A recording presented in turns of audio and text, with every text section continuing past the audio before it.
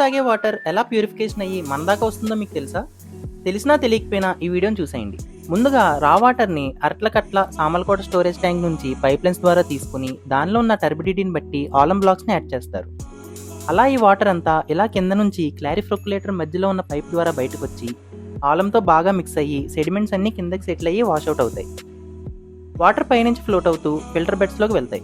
ఇక్కడ water layers of filter media ద్వారా pass అయ్యి ఫ్రెష్ వాటర్ వస్తుంది. అలా రెడీ అయిన ఫ్రెష్ వాటర్లో క్లోరిన్ గ్యాస్ని యాడ్ చేసి పిహెచ్ అండ్ టీడీఎస్ని ఎప్పటికప్పుడు మానిటర్ చేస్తూ పంప్ హౌస్ ద్వారా ఈ elevated level service reservoir fill చేసి సప్లైకి రెడీగా ఉంచుతారు. సప్లై టైంలో వాల్వ్ ఆపరేట్ చేసి పైప్లైన్స్ ద్వారా మన ఇంటి వరకు ఈ వాటర్ను సప్లై చేస్తారు. మన కాకినాడలో ఉన్న విక్టోరియా వాటర్ వర్క్స్, శశికాంత్ నగర్లో ఉన్న ప్లాంట్స్ రెండూ కలిపి 80 mld కెపాసిటీ కలిగి ఉన్నాయి. వాటర్ క్లోరిన్ కంటెంట్ని క్లోరోస్కోప్లో ఆర్థోటొల్యూడిన్ వేసి ఎంత పీపీఎం ఉందో చెక్ చేస్తారు. యూజువల్గా 0.2 to 2 ppm అయితే ఉంటుంది.